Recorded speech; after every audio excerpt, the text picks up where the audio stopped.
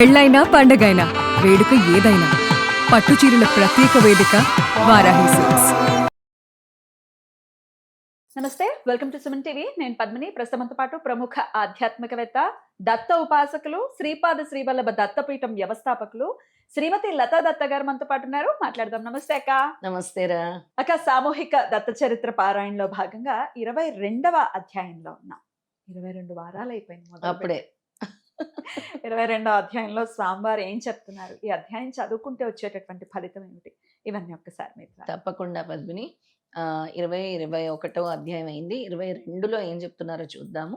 శ్రావణ మాసంలో మొదలవుతుంది. శ్రావణ మాసంలో మొదటి అధ్యాయం 22, దో చౌపాతిలో 4, 22 అంటే కరెక్ట్.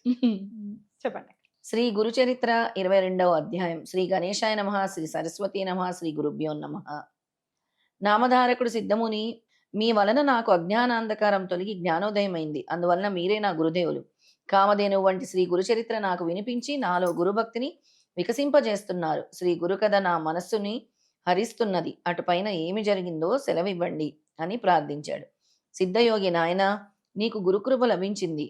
నీకు ఈ కథ వినిపించడం వల్ల నా జన్మ కూడా ధన్యమైంది. అటు తర్వాత శ్రీ గురుడు గంధర్వపురం చేరి భీమా అమరజ నదీ సంగమంలో నివసించడం వల్ల ఈ క్షేత్రం అపారమైన మహిమ వెల్లడైంది. అక్కడ 2 నదులు కలిసిన ఉత్తర దిక్కుగా ప్రవహిస్తున్నాయి కనుక ఇది చాలా గొప్ప క్షేత్రం. ఇక్కడ ఎంతో మహిమ గల 8 తీర్థాలున్నాయి. ఇక్కడ కూడా శ్రీగురుడు అదృశ్య రూపంలో నిత్య నివాసం చేస్తున్నారు. ఆయన దివ్య పాదాల్లో సమస్త తీర్థాలు ఉన్నప్పటికీ మరుగుపడిన ఈ క్షేత్ర మహత్యం లోకానికి తెలపడానికి ఆయన ఇక్కడ విజయం చేస్తున్నారు. ఆయన మొదట ఇక్కడ కూడా తమ మహిమ ప్రకటనీయం అయిన తర్వాత గుప్తంగా సాధు జీవితం గడిపేవారు. ఆయన సంగమం వద్ద అడవిలో సంచరిస్తూ దగ్గరలోనున్న గంధర్వపురానికి భిక్షానికి వెళ్ళేవారు. ఆ గ్రామంలో సుమారు 100 బ్రాహ్మణ కుటుంబాలు ఉండేవి. వారంతా వేద విధులు.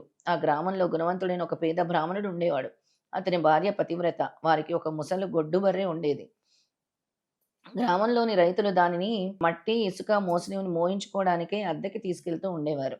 అతడు గేదెపై వచ్చు బాడుగులతో జీవనం సాగిస్తుండేవాడు. శ్రీ నృసింహ సరస్వతి స్వామి తరచూ వీళ్ళ ఇంటికి భిక్షకు వెళ్ళేవారు. అది చూచి కొందరు గ్రామంలో శ్రీమంతులు అయిన బ్రాహ్మణులు ఇంతమంది ఉండగా ఈ సన్యాసి మన ఇండ్లకు భిక్షకు రాకుండా ఆ దరిద్ర బ్రాహ్మణుడి ఇంటికి వెళ్ళాలా, అక్కడ ఆయనకి ఏం దొరుకుతుంది అని విమర్శిస్తూ ఉండేవారు. కానీ శ్రీకృష్ణుడు కూడా దుర్యోధనుని వంటి రాజుల భవనాలకు వెళ్ళక పేదవాడైన విదురుని ఇంటికే వెళ్ళేవాడు. భగవంతుడికి సత్యగుణం ఉంటే ప్రీతి గాని ధనమదంతో చిక్కిన వారితో ఆయనకేం పని? ఆయన అనుగ్రహిస్తే క్షణంలో దరిద్రునికి కూడా సామ్రాజ్యం అనుగ్రహించగలరు. ఈ విషయంలో ఆయన మహిమ ముందు బ్రహ్మలిపి కూడా మారవలసిందే. ఒక వైశాఖ మాసంలో మధ్యాహ్నము బుట్టెడు నిప్పులు చెరుగుతున్న సమయంలో శ్రీగురుడు వారింటికి భిక్షకు వెళ్ళారు. ఆనాడు గ్రామంలో ఎవరూ ఆ గేదెను బాడుక్కు తీసుకుపోలేదు. ఆ బ్రాహ్మణుడు భిక్ష కోసము వెళ్ళారు. శ్రీగురుడు వాకిట్లో నిలిచి భవతీ భిక్షాందేహి అని భిక్ష అడిగారు. ఆ ఇల్లాలు నమస్కరించి, స్వామి, యజమాని మాయ వారానికై గ్రామానికి వెళ్ళారు. వారు వచ్చే సమయం అయింది. కోపించక దయతో కొద్దిసేపు మీరు ఆసనం మీద కూర్చోండి అని పీట వేసింది. శ్రీగురుడు పీటపై కూర్చొని చిరునవ్వుతో, నీ భర్త వచ్చేదాకా ఆగడానికి సమయం లేదు. మాకు భిక్ష ఇవ్వనవసరం లేదు. మీ ముంగిట ఉన్న బర్రె పాలు కొంచెం ఇచ్చినా చాలు అన్నారు. అప్పుడు ఆమె, స్వామి, అది గొడ్డు బర్రె. ఒక్కసారైనా గట్టునూ లేదు, ఈయననూ లేదు. ఇప్పుడు ఎంతో ముసలిది, పళ్ళు కూడా ఊడిపోయినవి. దీనిని బరువులు మోయటానికి ఉపయోగించుకుంటున్నాము అన్నది. శ్రీగురుడు అదేమి పట్టించుకోక, ఎందుకు ఈ వట్టి మాటలు, అయినా పాలు పితుకు చూస్తాము అన్నారు. ఆయన స్వయంగా చూస్తే వాస్తవం తెలుస్తుందని తెలిసి ఆమె పాత్ర తెచ్చి పితకనారంభించింది. ఆశ్చర్యం! ఆ గొడ్డు బర్రె 2 పాత్రల నిండుగా పాలిచ్చింది. ఆ ఇల్లాలు ఆశ్చర్యపడి ఆ యతీశ్వరుడు సాక్షాత్తు పరమేశ్వరుడేనని తెలుసుకున్నది. వెంటనే ఆమె పాలు కాచి స్వామికి సమర్పించింది.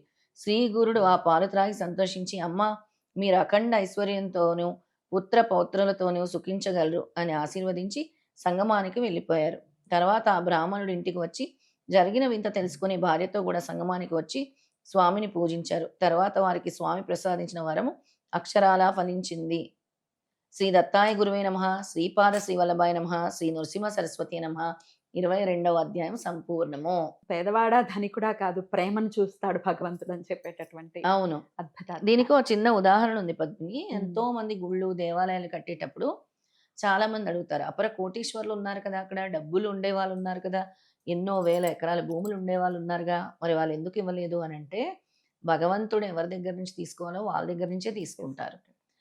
ఎప్పుడైతే అహంకారం ఉంటుందో వాళ్ళ దగ్గర భిక్ష స్వీకరించారు. అహంకార రహితంగా ఎవరైతే దాన ధర్మాలు చేస్తారో దాన్నే స్వామి స్వీకరిస్తారు. అధర్మంగా సంపాదించే వాళ్ళ దగ్గర కూడా స్వామి తీసుకోరేమో అక్క? తీసుకోరు. ఉమ్. మాయ, మోసం, అధర్మము, ఉమ్. గర్వము ఉమ్. ఇవన్నీ ఉంటే ఆయన ఉమ్. అస్సలు తీసుకోరు. ఉమ్. అందుకే అహంకార రహితంగానే చేయాలి మనం చేసే దాన ధర్మాలు. Right. అహంకారంతో చేస్తే ఆయన స్వీకరించరు. Right. అది. అద్భుతం అక్క. అయితే ఫలితం ఏంటక్క ఈ దీని యొక్క ఫలితము మనకి మన జీవితంలో మన పరిస్థితులు మారాలి. మనకి స్వామి అనుగ్రహం కావాలి. లక్ష్మీదేవి అనుగ్రహం అంటే కావాలి. దారిద్ర బాధ దారిద్ర బాధలు, పేదరికం నుంచి ఉమ్. అఖండ ఐశ్వర్యాలు రావాలన్నా కూడా ఈ అధ్యాయాన్ని చదువుకుంటే మంచిది. అద్భుతం అక్క. చాలా చక్కగా చదివి వినిపించారు. నిజంగా చదువుకునే వాళ్ళ జన్మ ధన్యం అని చెప్పుకోవచ్చు. చక్కటి కాంబినేషన్స్ తో వస్తున్నటువంటి రోజుల్లో వస్తోంది. అవును. శ్రావణ మాసం మొదటి రోజే శ్రావణ మాసం. లక్ష్మీదేవి అనుగ్రహం కోసం చదివిన అధ్యాయం ఇది. లక్ష్మీ వారం. లక్ష్మీ వారము పాలంటే సాక్షాత్ లక్ష్మీదేవి. లక్ష్మీదేవి. ఆ బర్రె పాలను కూడా స్వామి స్వీకరించారు. ఎక్కువ గోపాలే ఉమ్. అంటే ఆవు పాలే తాగుతారు. ఆ. కానీ ఈ నిదర్శనం చూపించడం కోసము ఖచ్చితంగా. వాళ్ళు అనుగ్రహించడం కోసమే స్వామి ఈ విధంగా తెలియజేశారు. అద్భుతం. మరి ఈ అధ్యాయం చదివేసిన వాళ్ళు కింద కమెంట్ సెక్షన్ లో ఇదే వీడియో కింద రాసేసేయండి 22nd అధ్యాయం కంప్లీటెడ్ అని చక్కగా. చాలా చాలా సంతోషం అక్క. మళ్ళీ నెక్స్ట్ వీక్ మళ్ళీ ఇంకొక అధ్యాయంతో మనం కలుద్దాం. తప్పకుండా. నమస్తే అక్క. జై గురుదత్త. శ్రీ గురుదత్త.